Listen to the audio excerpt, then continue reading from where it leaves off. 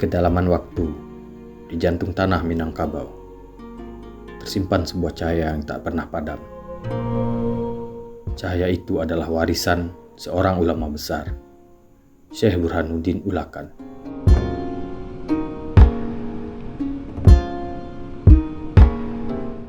Kisahnya adalah sebuah perjalanan spiritual yang tak hanya membentuk sejarah Islam di tanah ini, tetapi juga mengukir jejak abadi dalam ingatan kolektif masyarakat.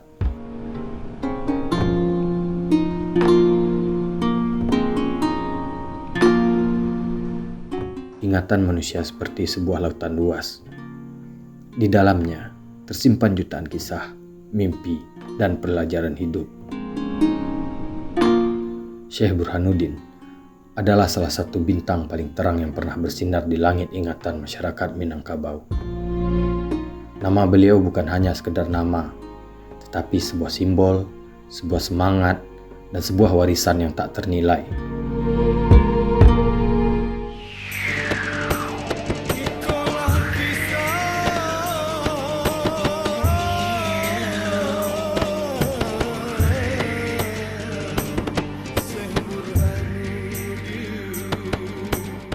Melalui lagu, pantun, dan cerita lisan, masyarakat Minangkabau menjaga agar ingatan tentang Syekh Burhanuddin tetap hidup dari generasi ke generasi.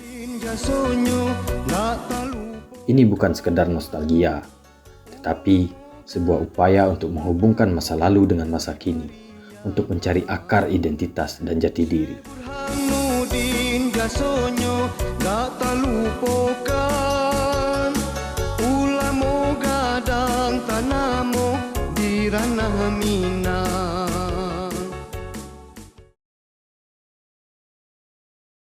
Syekh Burhanuddin Ulakan, sejarah mencatat beliau dilahirkan di Nagari Tuo Pariangan, Kabupaten Tanah Datar.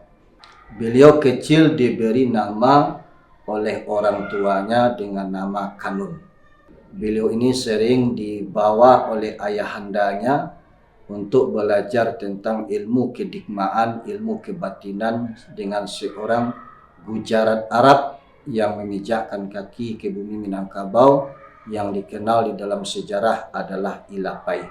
Kemudian Ilapai ini pun menganjurkan agar Kanun kecil lebih memperdalam tentang Islam itu kepada orang yang tepat. Beliau menyebut namanya adalah Syekh Abdullah Arif atau lebih dikenal dengan Syekh Madinah. Beliau adalah murid dari Syekh Syekh Ahmadul Qusasi di Madinatul Munawwarah dan sahabat dari Syekh Burhanuddin dan sahabat dari Syekh Abdurrauf bin Ali Al-Fansuri As-Singkili. Pada tahun 1041 Hijriah, beliau sepakat dengan keluarga untuk hijrah pergi merantau dari Darek. Turunlah beliau ke rantau. Beliau tekun dalam mengikuti pelajaran. Beliau rajin dalam mengulang dan menghafal hafalan yang diberikan oleh guru, dan beliau pun sangat menjaga adabnya kepada guru. Maka di situ beliau mendapatkan kesayangan guru, maka beliau diberi juga nama gelar kecil oleh Syekh Madinah dengan gelar Malin Pono. Beliau tidak lama belajar dan menuntut ilmu dengan Syekh Abdullah Arif atau Syekh Madinah, lebih dan kurang 2 tahun. Pada tahun 1043 Hijriah, beliau pergi meninggalkan Sintuk Lubuk Alung untuk meneruskan memperdalam tentang agama Islam dan berguru kepada seorang ulama yang alim lagi sufi. Beliau dikenal dengan nama Syekh Abdurrauf bin Ali Al-Fansuri As-Singkili.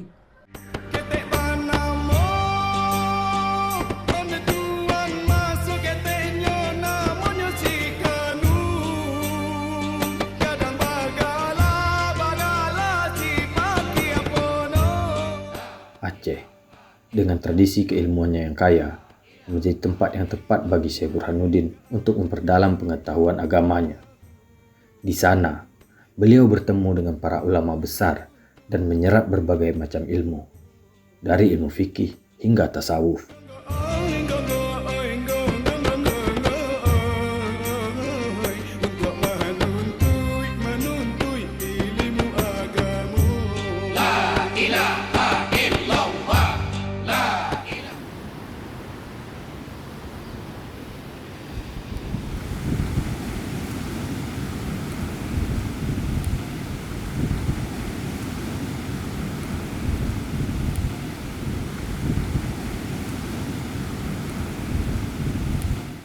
Untuk memijakkan kaki ke bumi Minangkabau pada tahun 1066 Hijriah. Berarti 1043, kemudian 1066 berarti lebih dan kurang beliau 23 tahun di Aceh. Ujian, rintangan, cobaan beliau lewati. Terakhir beliau disuruh oleh gurunya untuk berkhalawat selama 40 hari 40 malam di Gua Aceh. Sekembali dari khalawat dan ini merupakan ujian terakhir, maka di situ beliau diangkat sebagai khalifah dan diberi gelar Syekh Burhanuddin Ulakan, kemudian diberi beliau ijazah berupakan jubah, peci dan kitab-kitab. Sesampai beliau di pesisir pantai Ulakan, yang mana tempatnya itu dekat setentang dengan makam Syekh Burhanuddin Ulakan yang ada sekarang ini, beliau arahlah kapal beliau mengarah ke tepian. Akhirnya beliau memijakkan kaki di bumi Ulakan dan tidak lama setelah itu beliau mulai berdakwah dan mulai mengajarkan apa yang telah beliau pelajari selama di Aceh. Dakwah itu secara sembunyi-sembunyi. Kenapa? Ketika itu Islam belum begitu dikenal oleh masyarakat.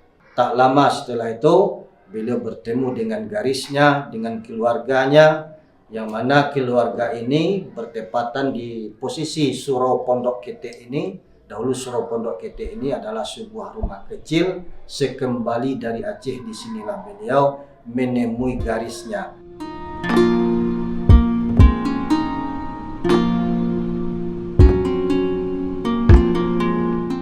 Setelah bertahun-tahun menimba ilmu di Aceh, Syekh Burhanuddin kembali ke tanah kelahirannya.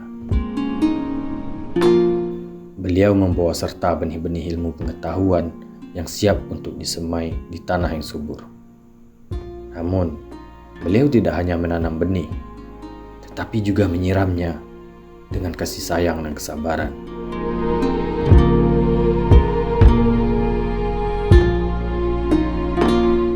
Syekh Burhanuddin menyadari bahwa agama bukan sekedar kumpulan aturan, tetapi juga sebuah perjalanan spiritual yang harus dialami oleh setiap individu. Beliau mengajarkan Islam dengan cara yang humanis, sehingga mudah diterima oleh masyarakat.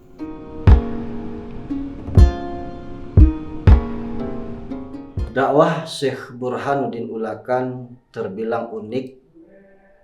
Beliau dalam dakwah itu dengan metode santun, malereng, rambut tidak putih, tapung tidak terserak. Itulah yang membuat dakwah beliau itu melekat di hati umat. Beliau mengajarkan dengan sentuhan-sentuhan tasawuf, mengambil hati umat, menyatukan dengan hatinya. Ketika dia melihat kemungkaran, beliau tidak langsung mengklaim itu adalah mungkar, tetapi beliau dekati dahulu hati umat, baru dia melarang umat. Syekh Burhanuddin banyak meninggalkan karya-karya berupa naskah kuno. Naskah kuno merupakan semua dokumen tertulis yang tidak dicetak atau diperbanyak dengan cara lain, baik yang berada di dalam negeri maupun di luar negeri, yang berumur sekurang-kurangnya 50 tahun dan yang mempunyai nilai penting bagi kebudayaan nasional, sejarah, dan ilmu pengetahuan.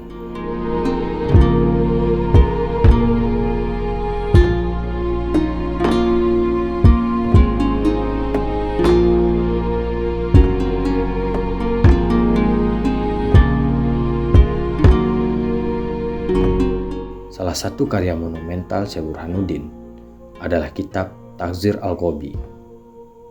Dalam kitab ini, beliau menyajikan ajaran-ajaran Islam dari berbagai sumber, lalu menyajikannya dengan bahasa yang sederhana dan mudah dipahami.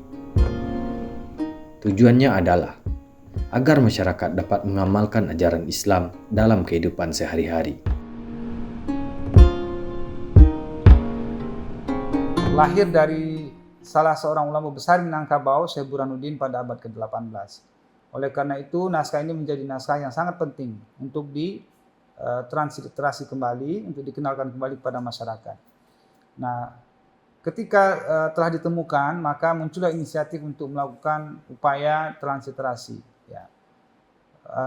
Upaya ahli aksara ke aksara Latin, ya, agar naskah ini bisa dinikmati oleh masyarakat banyak.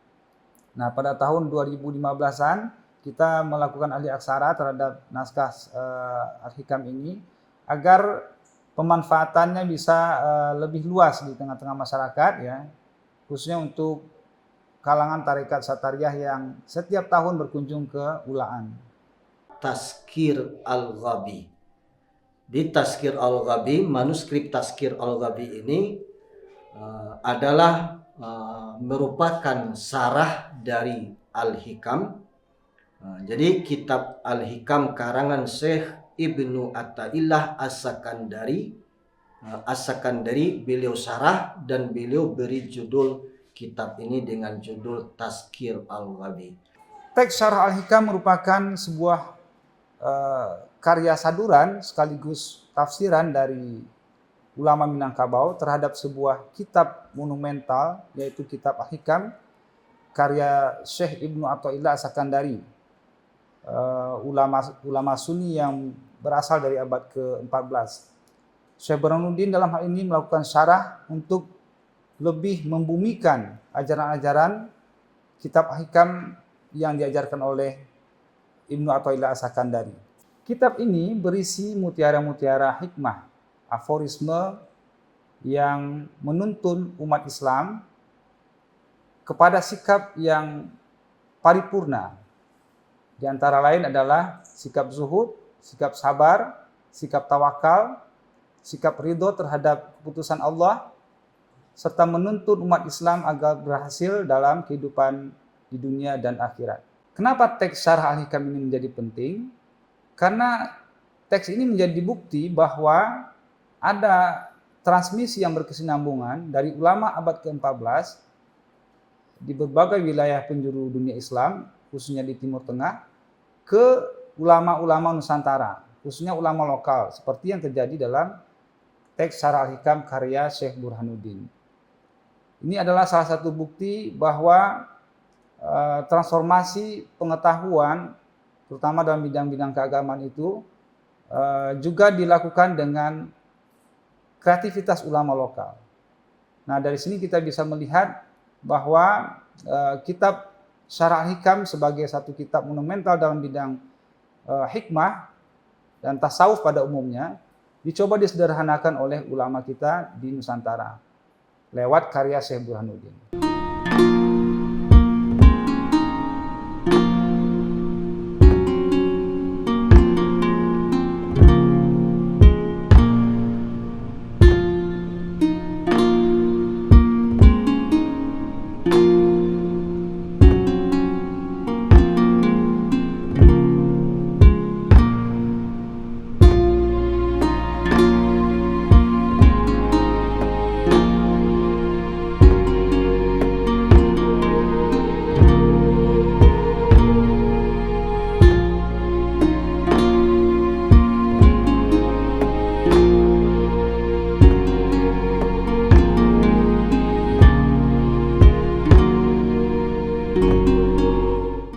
Manuskrip ini lebih dan kurang terdiri, kalau fisiknya lebih dan kurang terdiri dari 600 halaman.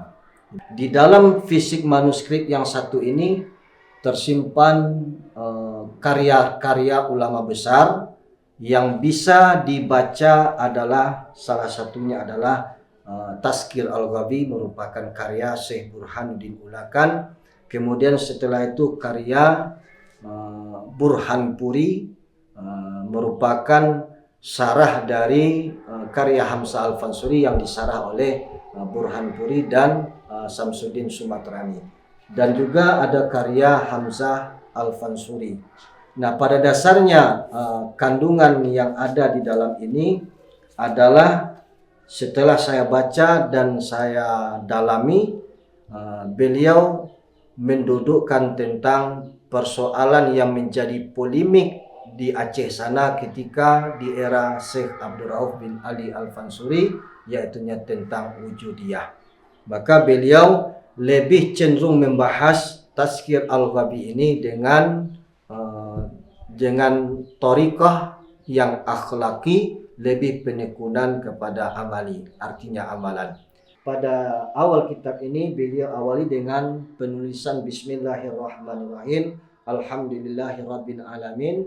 Kemudian pada sisi tengahnya beliau menulis dengan tulisan wa hadza Syekh al-musamma bitazkir al-ghabi.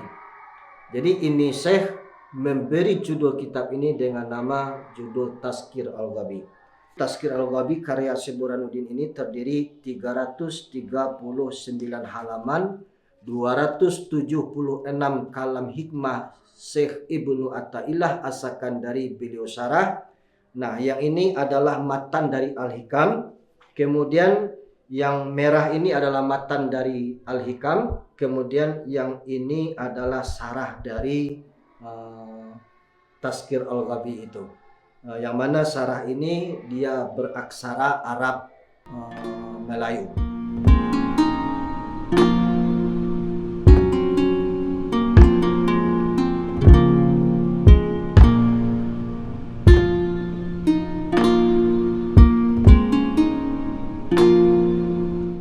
Tazkir Al-Ghabi adalah sebuah peta yang mengarahkan kita menuju cahaya kebenaran.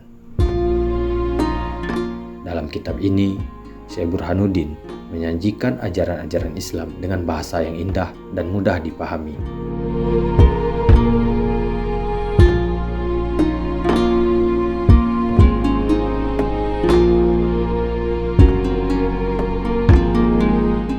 Kitab ini bukan hanya sekedar kumpulan hadis atau tafsir, tetapi juga sebuah refleksi pemikiran beliau tentang kehidupan dan kematian.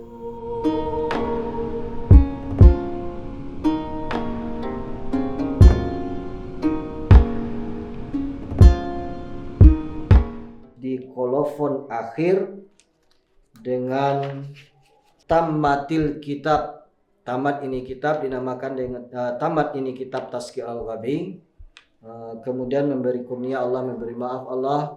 Kemudian isinya tentang thariqah wal hakikah wal ma'rifah Syekh, thariqah wal hakikah, thariqah wal hakikah wal ma'rifah Syekh Burhanuddin Ulakan As-Syafi'i mazhaban. Jadi beliau di sini menegaskan isi dari kitab ini adalah tentang thariqah, hakikat dan ma'rifat.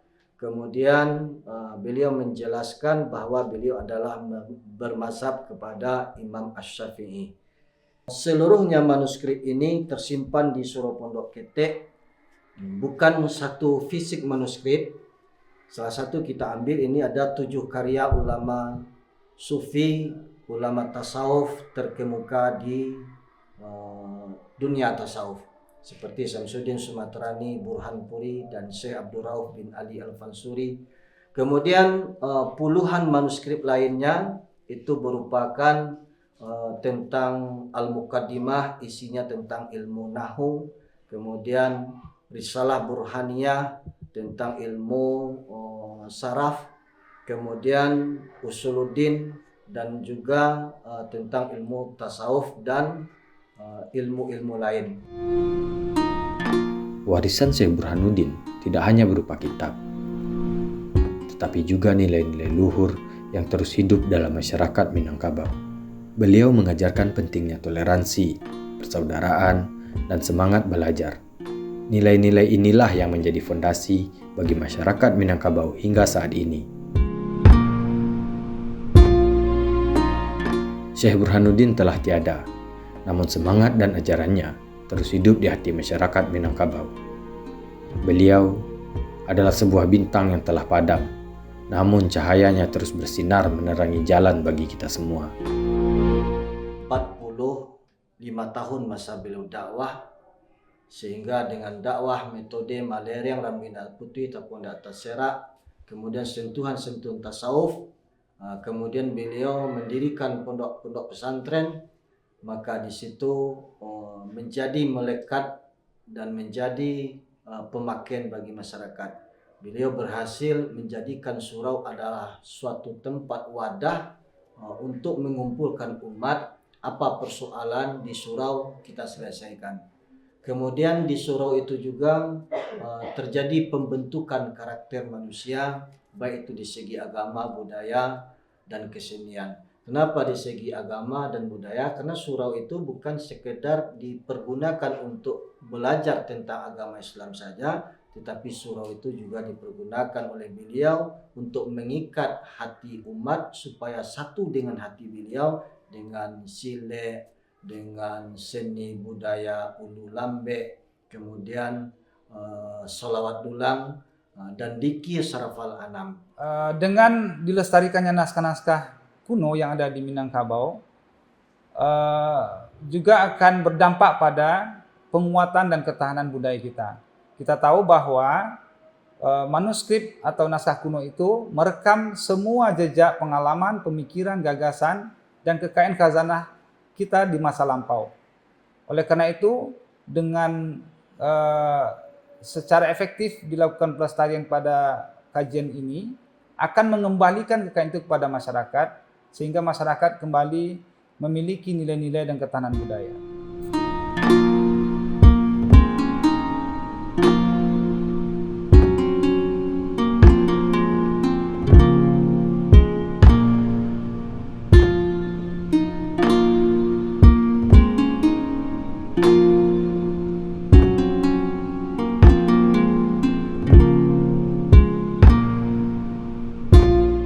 Kisah Syekh Burhanuddin adalah sebuah pengingat bahwa setiap individu memiliki potensi untuk menjadi cahaya bagi orang lain.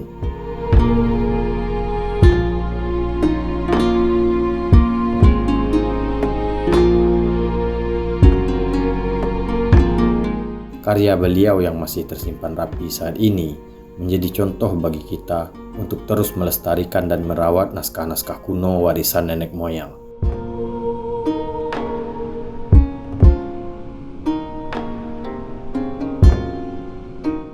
Dengan melestarikan naskah kuno akan membantu anak cucu untuk tetap mengenal sejarah mereka.